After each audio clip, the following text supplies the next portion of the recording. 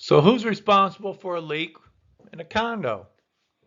I happen to get a lot of calls from people who live in condos about where their responsibility begins and ends and where the association's responsibility begins and ends. So we're going to cover this. Hopefully it makes it a lot more clear for you.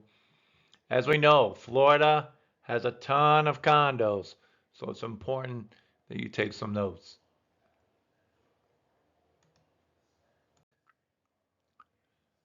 So my name is Mike Keeler. I'm a licensed public adjuster in the state of Florida. I have a company. The name of the company is the Claim Squad Public Adjusters. Public adjusters represent people in homeowners claims, whether it's a roof claim, any type of water damage, fire, cast iron pipes, you name it, anything to do with your home or your property, you can hire a public adjuster to help you.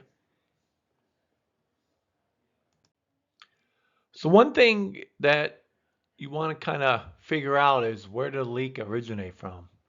Did it come from above you? This happens to be pretty common, probably the most common. Um, and it's probably because people are calling because their property's damaged and they want to know what they can do, right? Whereas if something came from your condo, you're probably more concerned about what can happen to you. So it's probably why I get more phone calls with regards to this. People that have leaks in their units are probably more concerned about and feel bad for the people below them.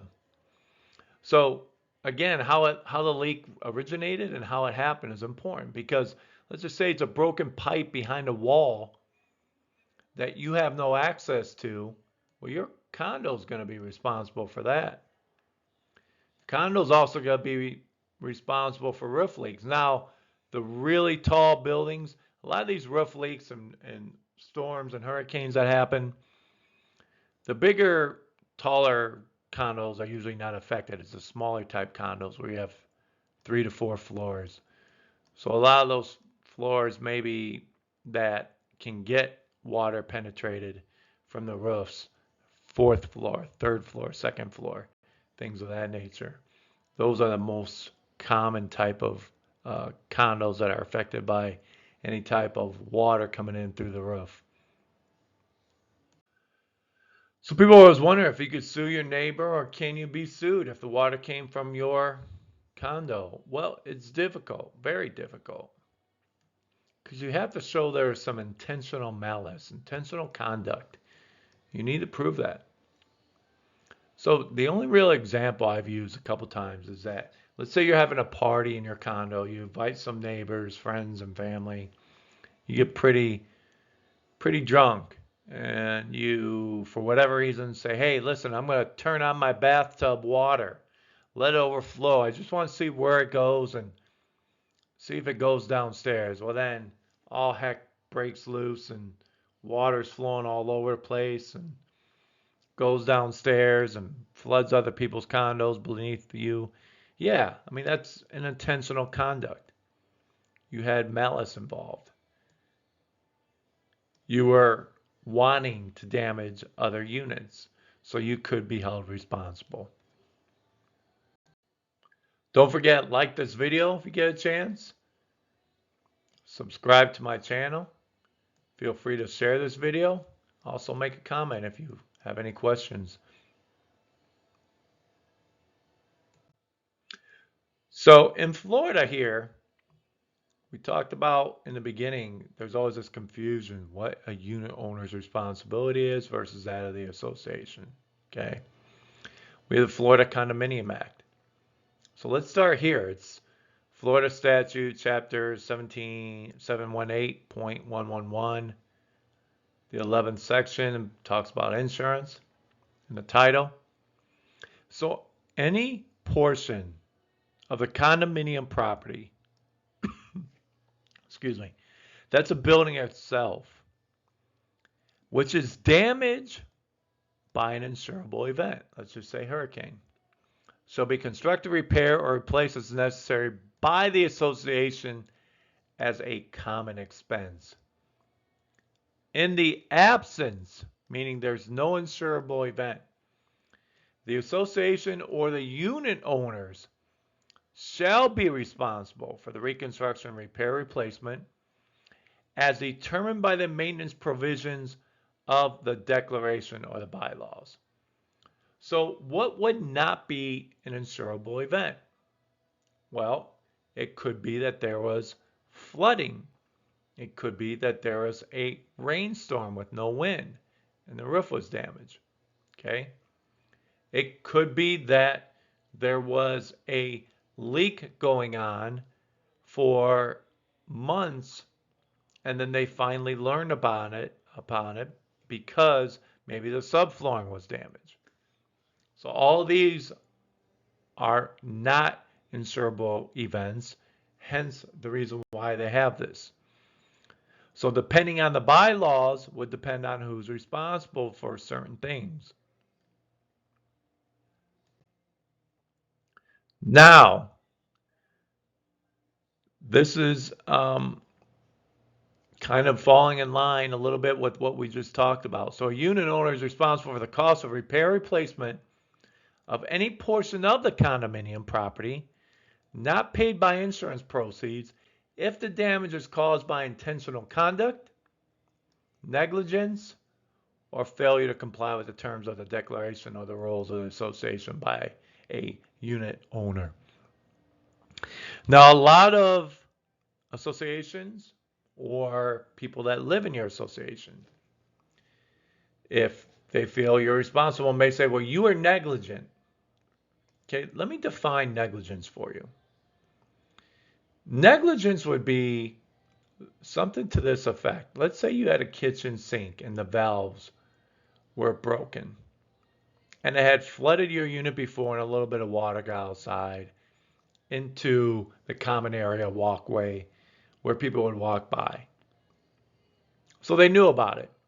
So the association, property manager, board, whoever was told about it, that you had this big leak and they checked on you. So that was your first time. Month later, happens a second time, same exact thing. Maybe more water spilled into the common walkway, hallway area. Okay? They tell you, listen, I don't know what you're doing or what's going on with your sink, but you better have it fixed. Happens a third time, another month later. Now, they've told you after the first time, after the second time, get it fixed. Joe, get it fixed. And you don't. That can be considered negligence. Now, if you're gone for the day, a pipe breaks, a water line cracks, and your place is flooded, is that your negligence? No, I don't believe so. So the other part of this section, which is really important, so insurance coverage when it comes to the condo association, it's got to exclude all personal property within the units. Okay? Also, floors, wall and ceiling coverings. Talk about kitchen cabinets and countertops and window treatments.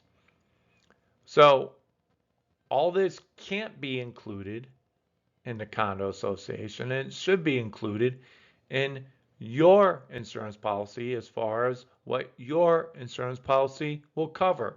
We'll talk about this a little bit more because this is where all the confusion comes into play. So what does this all mean? What we've covered so far. So this should read insurable event. Insurable event, your condo should pay their insurance policy. Water damage can be tricky, but only if you allow it to be. It's very clear by the Florida Condominium Act. And other states, people are watching this video, other states have very similar type rules, laws, and setup. Anything on the walls, your ceilings, like wallpaper, paint, tile, it's your responsibility. Flooring, which is on top of the subflooring is the condo association's responsibility. Whatever's on top of that, wood, vinyl planks, marble, that's your responsibility. Cabinets are your responsibility. Now, when I say responsibility, I'm talking about what's covered by your insurance policy if you have one, or if you don't have an insurance policy in your condo, it's your responsibility. So drywall, baseboards, ceilings, It's the association's responsibility. So let's break this down. So unit owners, basically your insurance policy, if you have a condo insurance policy, okay, it is going to cover mainly these things. This is what I always see. Cabinets, kitchen cabinets, obviously countertops, floors, drapes, window coverings. That is primarily it. So the association is responsible for drywall, ceilings, doors, windows, and the subflooring. This is what I commonly see. So when we talk about the drywall and ceilings, if they're painted, you're responsible for the paint, not the association. If you have any murals, you would be responsible for that. Wallpaper, you're responsible for that. Tile, you're responsible for that. Okay? Hopefully this is clear. So again, my name is Mike Keeler. The name of the company is a Claim Squad Public Adjuster. I'm a licensed public adjuster in Florida. If you have any questions, need help with a claim, you can reach me on my cell phone, email, and website. Thank you for watching this video.